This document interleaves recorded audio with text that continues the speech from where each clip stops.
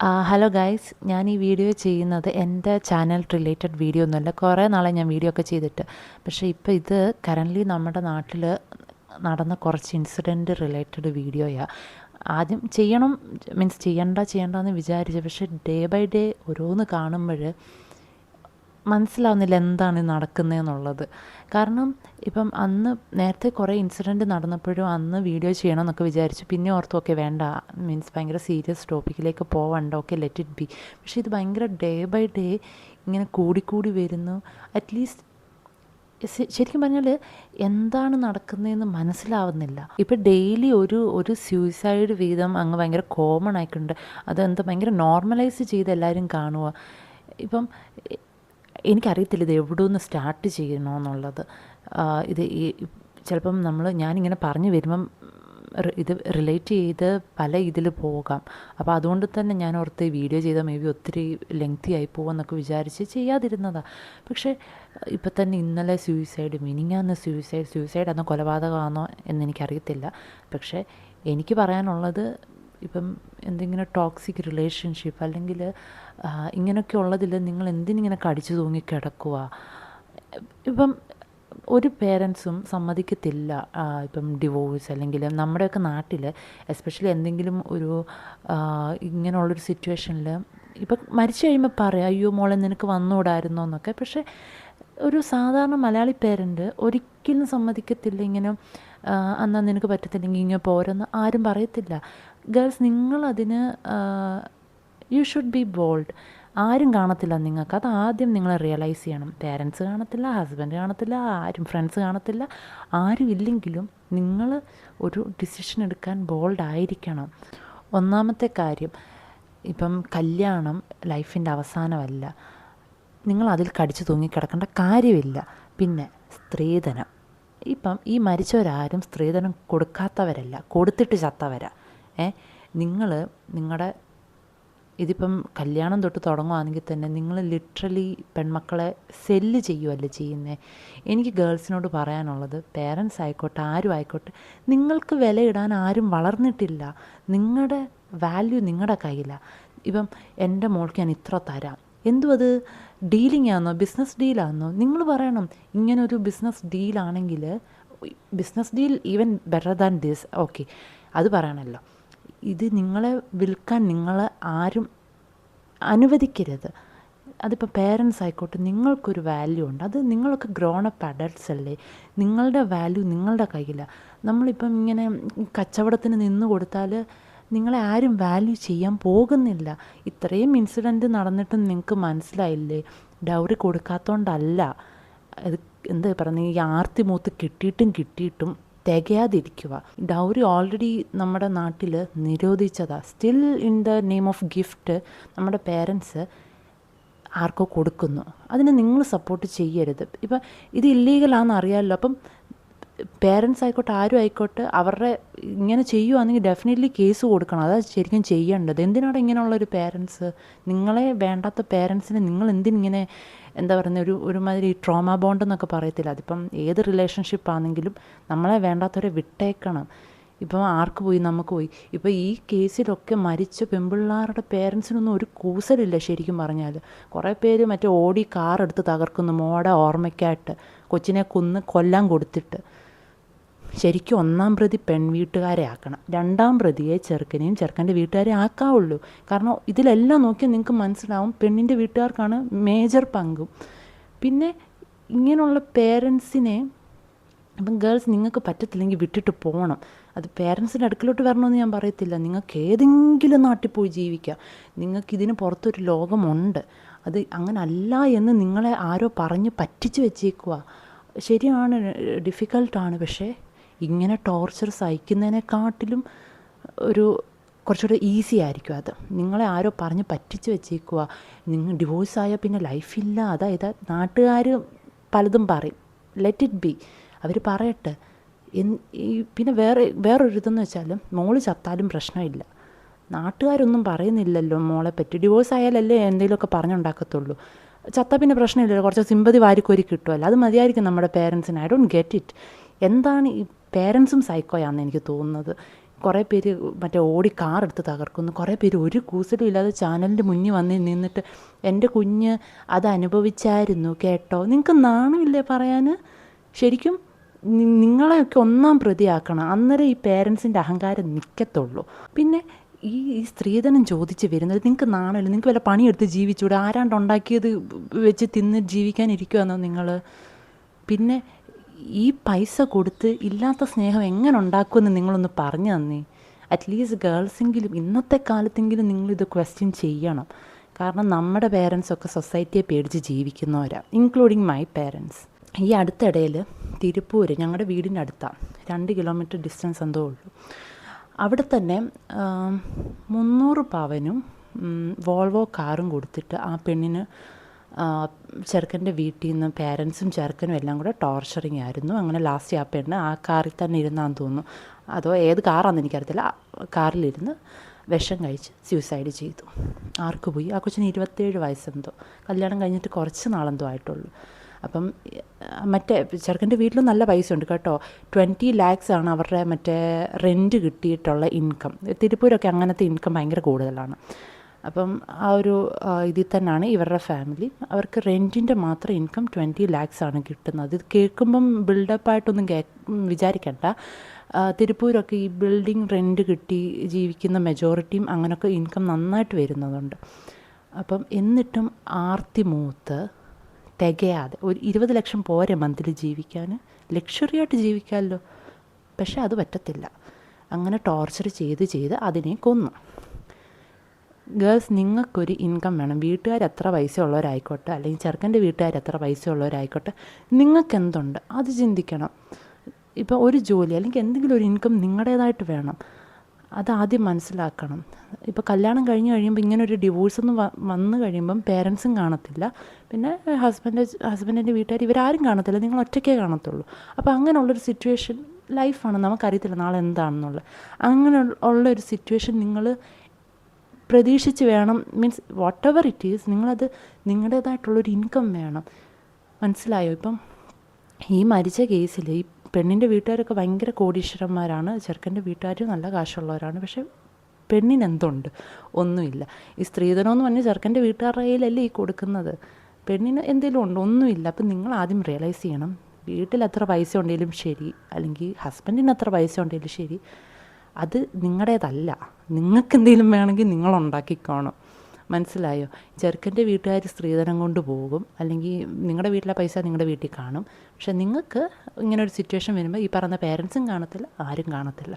So നിങ്ങൾ ബോൾഡായിരിക്കണം. എനിക്കറിയാം അത് ബോൾഡാകുക എന്ന് പറഞ്ഞാൽ അത്ര ഈസി അല്ല. പ്രത്യേകിച്ച് നമുക്ക് മറ്റേ ധിക്കാരി തൻ്റെ ഒരു ടാഗ് ഓൾറെഡി കിട്ടും. നമ്മുടെ സൊസൈറ്റിയിൽ നോക്കിയാൽ മനസ്സിലാവും, ഹസ്ബൻഡ് എന്ത് തെണ്ടിത്തരം കാണിച്ചാലും നമ്മൾ മറ്റേ ഉത്തമയായ ഭാര്യയായിട്ട് നിൽക്കണം. നമ്മൾ അതിനെ ക്വസ്റ്റ്യൻ ചെയ്താൽ നമ്മൾക്കായിരിക്കും പ്രശ്നം വരുന്നത്, അത് ഇൻക്ലൂഡിങ് മീ. ഇപ്പം ഇപ്പോഴാണെങ്കിൽ ഈ ആണുങ്ങൾ ചെയ്യുന്ന പല കാര്യത്തിലും തെറ്റാര് ചെയ്താലും തെറ്റാന്ന് പറയണം. ഇപ്പോഴും ആരെങ്കിലും ഒക്കെ ഇപ്പം നമ്മുടെ എന്നെക്കാളും മൂത്ത കുറച്ച് ആൾക്കാരുടെ മുന്നിൽ ഞാനിപ്പം ഇത് ഓപ്പണായിട്ട് പറയുകയാണെങ്കിൽ എനിക്ക് ഓൾറെഡി ഈ ടാഗ് ഉണ്ടെന്ന് എനിക്കറിയാം. ഇപ്പം എനിക്ക് കുഞ്ഞുണ്ട്, ഹസ്ബൻഡുണ്ട്. പക്ഷേ ഇപ്പോഴും ഇത്രയും ഇതുണ്ടായിട്ടും എനിക്ക് ആ ഒരു ടാഗുണ്ട്. അപ്പോൾ പിന്നെ കല്യാണം കഴിക്കാത്ത പിള്ളേർക്ക് ഡെഫിനറ്റ്ലി നല്ല ഒറ്റപ്പെടൽ ഫേസ് ചെയ്യേണ്ടി വരും. പക്ഷേ ഇങ്ങനെ ടോർച്ചർ സഹിച്ച് ചാവുന്നതിനേക്കാളും ഭേദമാണ് ആ തൻ്റെടി ടാഗ്. പിന്നെ ഈ തൻ്റെടി ആവാൻ അല്ലെങ്കിൽ ബോൾഡ് ആവാൻ നമ്മുടെ പേരൻസ് മോളെ നീ ബോൾഡായിരിക്കണം. എൻ്റെ അറിവിൽ നമ്മുടെ ഒന്നും പേരൻസ് അങ്ങനെ പറയത്തില്ല. മറ്റേ എന്തോ മലയാളി തനിമ അല്ലെങ്കിൽ നല്ല പെൺകുട്ടി, അതാണ് നമ്മുടെ ഒരു കൺസെപ്റ്റ് എന്ന് വെച്ചാൽ. അതുകൊണ്ട് വീട്ടിൽ നിന്നൊന്ന് സപ്പോർട്ട് പ്രതീക്ഷിച്ച് ആരും ബോൾഡാകാമെന്ന് വിചാരിക്കേണ്ട. അല്ലെങ്കിൽ പിന്നെ മറ്റേ ദിയാകൃഷ്ണനെ പോലോ അഹാനകൃഷ്ണനെ പോലൊക്കെ ഉള്ള അങ്ങനെയുള്ള പേരൻസ് ആയിരിക്കണം. അതല്ലാതെ നോർമൽ ഒരു മലയാളി പേരൻ്റ് അല്ലെങ്കിൽ ഒരു ഇന്ത്യൻ പേരൻ്റ് ഒരിക്കലും ആ ഒരു ബോൾഡ്നെസ്സിനെ അക്സെപ്റ്റ് ചെയ്യുന്നവരല്ല. നമ്മളെ എപ്പോഴും മറ്റേ നല്ല പെൺകുട്ടി ടാഗി വളർത്തുന്നവരാണ്. അതുകൊണ്ടാണ് നിങ്ങൾ ഇങ്ങനൊരു സിറ്റുവേഷൻ വരുമ്പം സൂയിസൈഡ് ചെയ്യേണ്ടി വരുന്നത്.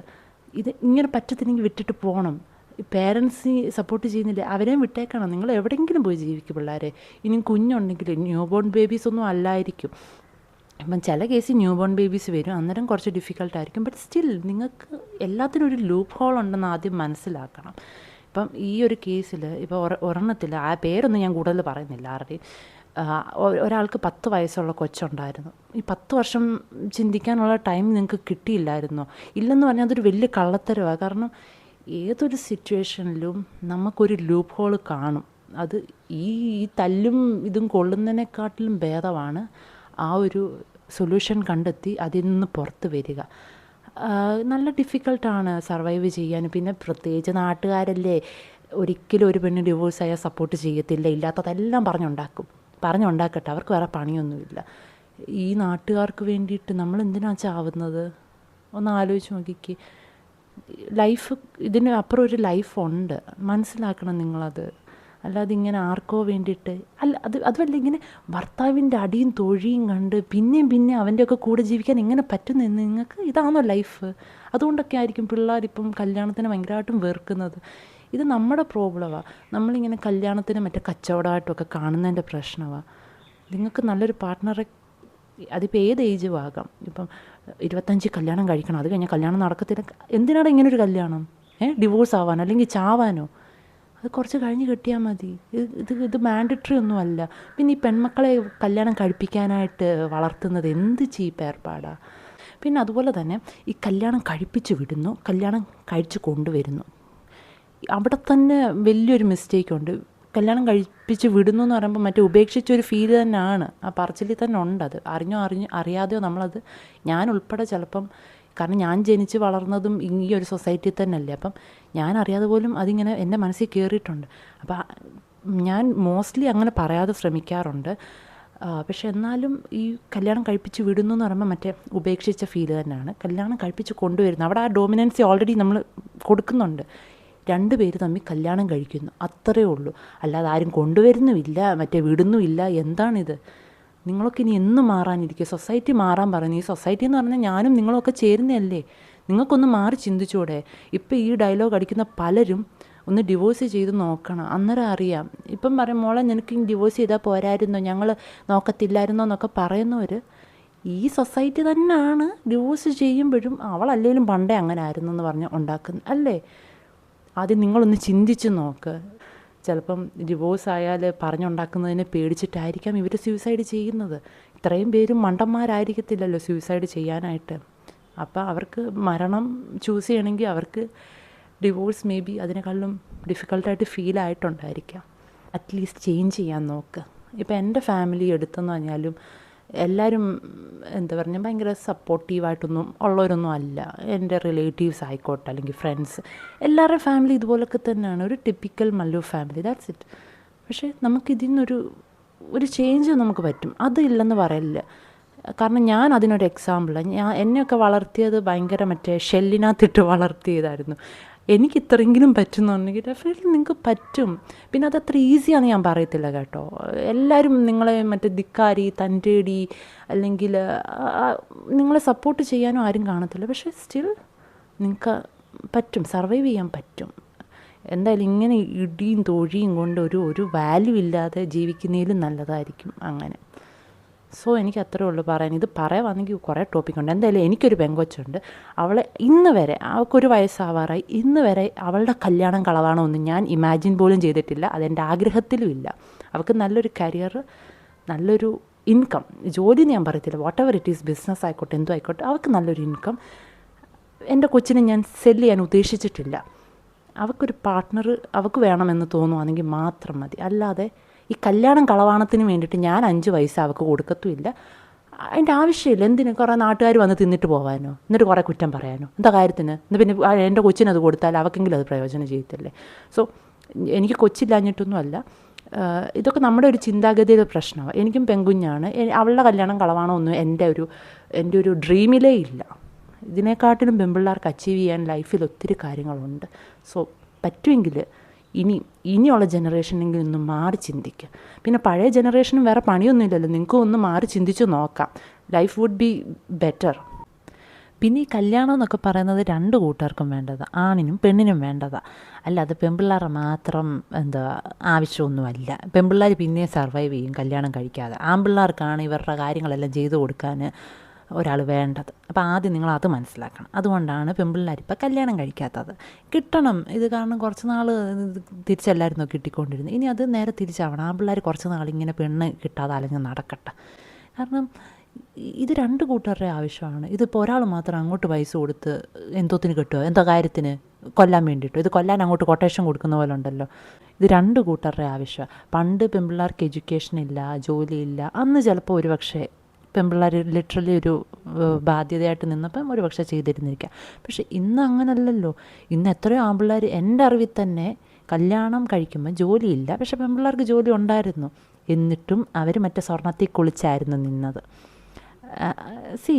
ഇതൊക്കെ ആരാ മാറ്റേണ്ടത്? പെൺപിള്ളേർ നിങ്ങൾക്കെങ്കിലും ഒന്ന് പറഞ്ഞോടെ. നിങ്ങളെ വിൽക്കാൻ നിങ്ങളുടെ പേരൻസിന് പോലും റൈറ്റ് കൊടുക്കരുത്. അതിൽ നിങ്ങൾ ബോൾഡാവണം. ഇത് പെമ്മക്കടെ കല്യാണം അച്ഛനമ്മമാരുടെ ഡ്രീമാന്നൊക്കെ പറയുന്നത് ഇതൊക്കെ ചുമ്മാതെ പറയുന്നത്. എനിക്കൊരു പെങ്കൊച്ചുണ്ടല്ലോ, എനിക്കും എൻ്റെ ഹസ്ബൻഡിനും അവളുടെ കല്യാണം ഞങ്ങൾ ഇന്ന് വരെ ഞങ്ങൾക്കൊരു ഡ്രീമേ അല്ല. കാരണം പെൺപിള്ളേർക്ക് അതിലും ഒരുപാട് കപ്പാസിറ്റി ഉണ്ട്. നിങ്ങൾ അവരെ വീക്കായിട്ട് വളർത്തുന്നത് കൊണ്ടാണ് ഈ ഒന്നിനും കൊള്ളാത്തവരെന്നുള്ളൊരു തോന്നൽ വരുന്നത്. അവർക്ക് ഒരുപാട് കാര്യങ്ങൾ അച്ചീവ് ചെയ്യാൻ പറ്റും. അതുകൊണ്ട് നിങ്ങളുടെയൊക്കെ മെൻറ്റാലിറ്റി മാറ്റുക. പെൺപിള്ളേരെ നല്ല ബോൾഡായിട്ട് വളർത്തിയാൽ അവർക്കൊന്നും സംഭവിക്കാൻ പോകുന്നില്ല. നിങ്ങളുടെ തോന്നലാണ് മറ്റേ അവർ ഇത് പിഴച്ചു പോകുമെന്നൊക്കെ ഉള്ളത്. അയ്യോ, നിങ്ങൾ കൂട്ടിലിട്ട വളർത്തിയ പെൺപിള്ളേരെല്ലാം നല്ല രീതിയിൽ ജീവിക്കുന്നതുകൊണ്ട് പിന്നെ കുഴപ്പമില്ല. പെൺപിള്ളേരെ നല്ല ബോൾഡായിട്ട് വളർത്തിയാൽ അവർ നല്ല രീതിയിൽ വളർന്നോളും. അവരെ ആരും കയറി ചൊറിയാനും വരത്തില്ല, മാന്താനും വരത്തില്ല. എൻ്റെ അനുഭവമാണല്ലോ. നിങ്ങൾ നല്ല ബോൾഡാണെങ്കിൽ ആരും നിങ്ങളെ കയറി ചൊറിയാൻ വരത്തില്ല. എന്തിന് വഴിയെ പോകുന്ന ആണുങ്ങളാണെങ്കിൽ പോലും അവന്മാർ തൊടാൻ പേടിക്കും. അല്ലാതെ നമ്മളിങ്ങനെ പേടിച്ച് നിൽക്കുമ്പോഴാണ് എന്നാൽ പിന്നെ ഇവളെ എന്തായാലും പേടിച്ച് നിൽക്കുക, എന്നാൽ പിന്നെ ഒന്ന് നോക്കിയേക്കാമെന്ന് വിചാരിച്ച് വരുന്നത്. ഇല്ലെങ്കിൽ ആരും വരത്തില്ല, ചലിക്കത്തില്ല. ഞാൻ തന്നെ ട്രാവൽ ചെയ്യുന്ന ആളാണ്. ഇപ്പോഴെന്നല്ല, 18 വയസ്സ് വരെ എന്നെ മറ്റേ കൂട്ടിലിട്ട് വളർത്തിയതായിരുന്നു. അത് കഴിഞ്ഞിട്ടാണ് ഞാൻ പിന്നെ തന്നെ ട്രാവൽ ചെയ്യാനൊക്കെ തുടങ്ങിയത്. അതും അങ്ങനെ ഒരു സിറ്റുവേഷൻ വന്നതുകൊണ്ട്. ഇല്ലെങ്കിൽ ഞാനും ഒരുപക്ഷെ ഇങ്ങനെ ആയി പോയേക്കാം, അറിയത്തില്ല. നിങ്ങൾ ബോൾഡാണെങ്കിൽ നിങ്ങളെ അങ്ങനെ ഇങ്ങനെയൊന്നും ആരും കയറി ചൊറിയാനൊന്നും വരത്തില്ല. നിങ്ങൾ ബോൾഡായിട്ടിരിക്കുക. അല്ലാതെ നമ്മളിങ്ങനെ പേടിക്കും. നിങ്ങൾ തന്നെ ഒന്ന് ആലോചിച്ച് നോക്കിക്കേ, നിങ്ങളുടെ ഓപ്പോസിറ്റ് പേഴ്സൺ പേടിച്ച് നിൽക്കുമ്പോൾ നിങ്ങൾക്കൊരു ധൈര്യമായിരിക്കത്തില്ല. അതേസമയത്ത് ഓപ്പോസിറ്റ് ഉള്ള ആൾ ഭയങ്കര ബോൾഡാണെങ്കിൽ നിങ്ങളും ഒന്ന് പേടിക്കും, അവരെ കയറി ഒന്ന് പറയാനോ അല്ലെങ്കിൽ ഒരു ആർഗ്യുമെൻ്റ് ആയിക്കോട്ടെ, എന്തും ആയിക്കോട്ടെ. സോ നിങ്ങൾ ബോൾഡായിട്ട് വളരുക. അതിലിപ്പം നമ്മുടെ പേരൻസ് അങ്ങനെ വളർത്തും എന്നൊന്നും ഞാൻ പറയത്തില്ല. ഇനിയുള്ള പേരൻസ് മേ ബി വളർത്തുമായിരിക്കും. നമ്മുടെയൊക്കെ ജനറേഷൻ അവരങ്ങനെയാണ്. സോ നമ്മളായിട്ട് ബോൾഡാകുക, അത്രേ ഉള്ളൂ. പിന്നെ എനിക്ക് പറയാനുള്ളത്, നിങ്ങളുടെ പെൺമക്കൾ എന്തിനും നിങ്ങളിങ്ങനെ ബേർഡനായിട്ട് കാണുവാണ്. എത്രയോ പെൺമക്കൾ മാത്രമുള്ള വീടുകളിൽ നല്ലതായിട്ട് നല്ല രീതിയിൽ അവർ പേരൻസിനെ നോക്കുന്നുണ്ട്, നല്ല രീതിയിൽ അവർ ജീവിക്കുന്നുണ്ട്. ഇത് ഒബ്സഷൻ ഫോർ മെയിൽ ചൈൽഡാണ് ഇതിലെല്ലാം കാരണം, അല്ലേ? ഇതെല്ലാം കണക്റ്റഡാണ്. നമ്മുടെ ഇപ്പോൾ ജെൻഡർ റിവീൽ ഇന്ത്യയിൽ ഇല്ലാത്തതും പെൺമക്കളായതുകൊണ്ട് അബോർഷൻ ചെയ്യും. എന്തുകൊണ്ടാണ് പെണ്ണാണെന്ന് അറിഞ്ഞാൽ അബോർഷൻ ചെയ്യുന്നത്? കാരണം പെൺമക്കളൊരു ബാധ്യത. അവരെ കല്യാണം കഴിപ്പിക്കണം, അവർ പേരൻസിനെ നോക്കത്തില്ല, അവർ വേറെ ഏതോ വീട്ടിൽ പോകുന്നു. മീൻസ് ഇതെല്ലാം നമ്മളായിട്ട് ക്രിയേറ്റ് ചെയ്തൊരു കാര്യമാണ്, അല്ലേ? ഇപ്പോൾ പെൺമക്കൾ നോക്കുന്ന എത്രയോ പേരൻസ് നല്ല രീതിയിൽ ജീവിക്കുന്നവരുണ്ട്, അല്ലേ? അപ്പം ഇതെല്ലാം നമ്മളായിട്ട് മാറ്റേണ്ടതാണ്. പെൺമക്കൾ എഡ്യൂക്കേഷനുള്ളത്, നല്ല ജോലി, നല്ല ഇൻകം, ഇതെല്ലാം ആണെങ്കിൽ എന്തിന് പെൺമക്കളെ അബോർഷൻ ചെയ്യണം? അപ്പോൾ അങ്ങനെ നോക്കുമ്പം മേ ബി ഇൻ ഫ്യൂച്ചർ ഇന്ത്യയിലും ജെൻഡർ റിവീൽ വന്നിരിക്കാം. വരുമെന്നല്ല, പക്ഷേ ഈ ഒരു അബോർഷൻ എന്തുകൊണ്ടാണ്? പെൺമക്കൾ ബാധ്യതയായതുകൊണ്ട്. എന്തുകൊണ്ട് ബാധ്യതയാകുന്നു അത് നിങ്ങൾ ചിന്തിച്ചിട്ടുണ്ടോ? നിങ്ങളായിട്ട് അങ്ങനെ വളർത്തി അങ്ങനെ ആക്കുന്നതല്ലേ, അല്ലാതെ പെൺമക്കൾ കേപ്പബിൾ അല്ലാത്തതുകൊണ്ടല്ല. സോ ഇതൊക്കെ ഒന്ന് ചിന്തിച്ച് നോക്കുക. ആരാണ് മാറ്റം കൊണ്ടുവരേണ്ടത്? നിങ്ങളാരും മാറ്റം കൊണ്ടുവരുമെന്ന് പറഞ്ഞുകൊണ്ട് ഈ എക്സ്പെക്റ്റ് ചെയ്യുന്നത്? നിങ്ങളും ഞാനും ഒക്കെ അടങ്ങുന്നതല്ലേ ഈ സൊസൈറ്റി. നമ്മളാരും മാറാൻ തയ്യാറല്ലെങ്കിൽ പിന്നെ ഏത് സൊസൈറ്റിയാണ് നിങ്ങൾ ഉദ്ദേശിക്കുന്നത്? നിങ്ങളുടെ വീട്ടിലൊരു മാറ്റം കൊണ്ടുവരുത്തുക. കൂടുതലൊന്നും വേണ്ട, നിങ്ങളുടെ വീട്ടിൽ മാറ്റം കൊണ്ടുവരുത്തുക. ബാക്കി സൊസൈറ്റിയൊക്കെ തന്നെ മാറിക്കോളും. അപ്പം എനിക്ക് അത്രയൊക്കെ ഉള്ളൂ പറയാൻ. ഇപ്പം ഇതൊക്കെ എനിക്കറിയത്തില്ല. എന്തായാലും പെൺപിള്ളേരെ നിങ്ങൾ ബോൾഡാകുക, അത്രേ ഉള്ളൂ എനിക്ക് പറയാൻ. പേരൻസിനെ മാറ്റാൻ പറ്റുമെന്നൊന്നും എനിക്ക് തോന്നുന്നില്ല. മേ ബി മാറിയാൽ നല്ലത്, ഇല്ലെങ്കിൽ വേണ്ട. നിങ്ങൾ ബോൾഡാകുക, അത്രേ ഉള്ളൂ.